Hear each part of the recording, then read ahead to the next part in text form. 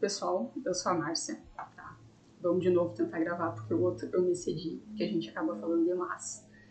Mas assim, eu vou falar sobre o transtorno de déficit de atenção e hiperatividade, porque é uma coisa que pra mim foi sensível, assim. É sensível porque eu fui diagnosticada depois de adulta, quando eu comecei a trabalhar numa clínica lá com neuropediatra. Mas a questão é a seguinte, eu escolhi esse tema para realmente dizer para o pessoal que vai ser professor, né, para a gente ter um olhar para essas crianças e que déficit de atenção e hiperatividade ele existe. Existe, ele é comprovado com várias pesquisas, tem pesquisas mundiais sobre, não é pesquisa de achismo, assim, pesquisa com exames de imagem, pesquisa com exame genético, pesquisa com questão de ambiente, tudo influencia. O fator genético é grande, é 80% genético, déficit de atenção. Mas às vezes pode acontecer de tu acabar não desencadeando por causa do meio que tu vive. Que o fator ambiente também, né, como para todo indivíduo, ele é importante. E como que ele é comprovado que existe? Por quê? Nos exames ele aparece a região frontal com um tamanho menor do que as crianças que não têm TDAH. E pelos os exames de ressonância funcional, se eu não me engano é esse o nome, ali tem uma diminuição da atividade, mas ao mesmo tempo a gente fica com fio como o pré-frontal, é o que nos coordena, assim, questão de filtro do nosso comportamento, pensamento, atitude, né, essas coisas assim, foco, né, que é o principal.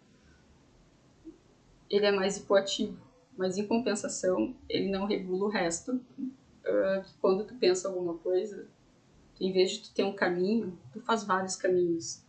E é isso que às vezes faz a pessoa ficar com uma certa lentidão para responder alguma coisa. E tudo ela conecta, né? Tipo, ela acende todas as luzes para poder chegar no lugar, assim. Tipo, ela não vai num caminho reto. Isso é comprovado, isso é visto em várias pesquisas que foram feitas, né? A questão genética, a questão do ambiente, que influencia bastante. E na questão do diagnóstico, ele é feito clínico, né? Então, assim, um bom profissional, um profissional qualificado para isso, ele não vai te diagnosticar de primeiro momento. Ele vai pegar teus pais, história na escola, teu convívio, teus sucessos, teus insucessos, assim, ver o que é a tua desatenção, o que é a tua impulsividade, hiperatividade está te afetando na tua vida, né? Quanto tempo está durando quanto tempo dura, de acordo ali com como é que é o nome? Que é o que faz os protocolos para doenças mentais, que eu esqueci o nome agora. Mas ali diz que tem que ter no mínimo 6 meses de apresentação, de manifestação desses sintomas. E assim, que tenha causado nítido prejuízo para o ambiente que a pessoa está, né, que a criança está, no caso, e um sofrimento psíquico para ela própria e para os que rodeiam ela, né? Esses fatores eles são importantes para ser levado em conta para diagnosticar se a pessoa tem TDAH ou não. E a questão importante, que é o nosso foco aqui, porque eu já destoei várias vezes, já fiz vários vídeos porque eu tava me alongando, mas o foco é a escola. A gente tem que ter um olhar afiado, assim, para essa criança, porque não, ela vai apresentar certas dificuldades, vai, porque ela quer prestar atenção em tudo ao mesmo tempo. Ao mesmo tempo que eu tô aqui falando com vocês, de repente eu já penso que tem que fazer outra coisa, aí só que, tipo, a criança não tem aquela coisa, não, tem que parar e fazer e terminar isso aqui, depois ir lá. Ela vai largar isso aqui e vai lá. Aí de lá ela vai para outro lugar. Porque tudo que estimule a atenção dela, tudo que faça ela, né, que ela precisa disso. Porque ela tem essa ausência da substância. Então, assim, tudo que faz hiperestimula vai chamar a atenção dela, vai dar mais prazer para ela. Ela precisa estar fazendo coisas diferentes e coisas novas. E na questão da escola é importante que a gente tenha um método pedagógico diferente. Tem muitos países já que estão fazendo isso, pelo que o Hold falou nessa entrevista que ele fez com o Felipe Vieira, com o programa Poder RS. Tem países escandinavos e o Reino Unido que, na questão geral da saúde mental, já está tendo investimento, preocupado com investimento precoce, para evitar que esse adulto tenha problemas futuros, né? Como a depressão, a ansiedade, agressividade, impulsividade, que isso, ou até a questão de drogas, de uso de drogas, alcoolismo e tal.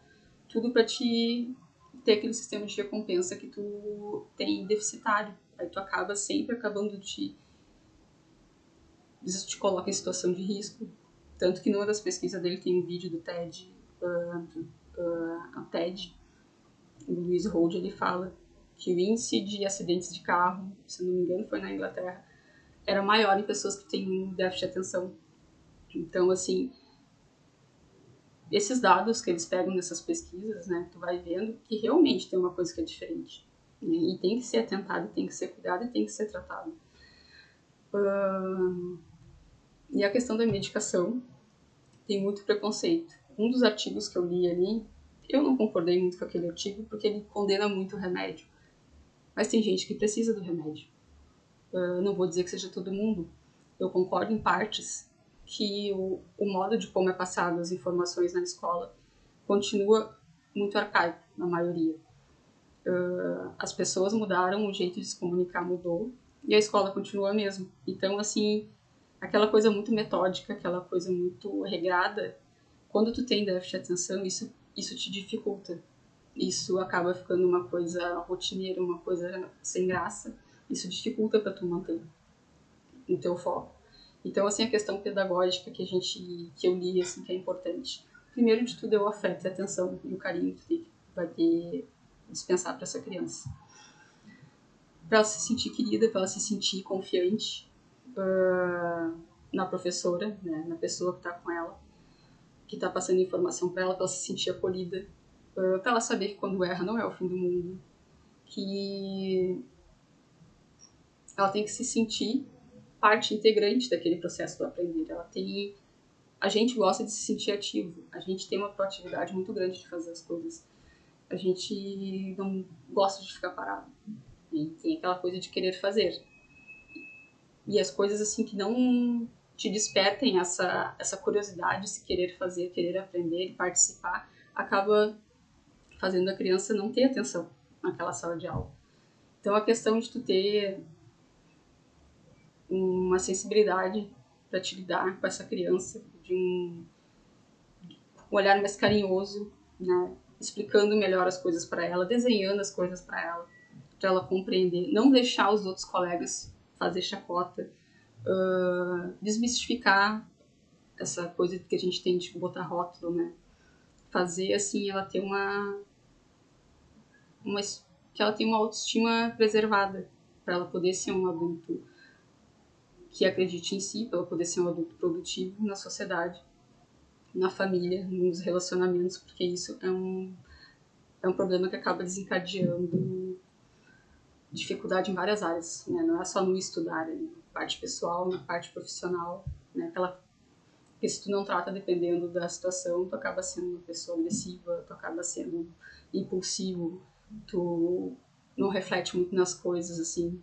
Então, a questão de tu ter esse diagnóstico cedo, essa observação cedo e as orientações para a família e para a família e os professores para terem essa conversa é uma coisa que orienta muito a criança, ter o acompanhamento psicopedagógico. Isso ajuda muito porque ela vai se conhecer, ela vai conhecer seus processos, ela vai procurar se compreender e se aceitar. O importante é se aceitar e procurar para ela poder corrigir aonde ela precisa corrigir, onde ela precisa dar mais atenção, né? E para que ela entenda também que as pessoas são diferentes, ela não tem que ser igual a todo mundo. De repente o meu vídeo ficou uma coisa assim muito sem muito dado técnico, que eu pretendo mandar eles mais na parte escrita. Mas o vídeo, assim, a ideia era mais explanar realmente que a situação ela existe, é uma situação que é séria. Como todo transtorno mental, ele é sério, né? Infelizmente, ele não é levado com tanta responsabilidade, assim, por quem deveria. Até na classe médica, às vezes tem gente que não compreende, né? Tem gente que subjuga, assim, o sofrimento mental dos outros, né? E faz aquela máxima que eu acho, assim, o máximo, né? Tipo, se tu tá lá, tu tá mal, a pessoa pega, ai, mas sai dessa. Tipo, assim, ai, claro, óbvio. Gente, por que eu não pensei nisso antes, né? Ah, sair. Negócio é bizarro. Mas o conhecimento sobre essas questões é muito importante e a gente tem que saber que isso existe. E a gente tem que saber que os tratamentos não podem ser iguais, principalmente dentro de uma sala de aula. Então, creio que seja isso, porque, de novo, estourou 10 minutos, né? Eu espero que eu não leve puxão de orelha. Mas, assim, era isso, pessoal, tá? E as referências vão ir em seguida. Até!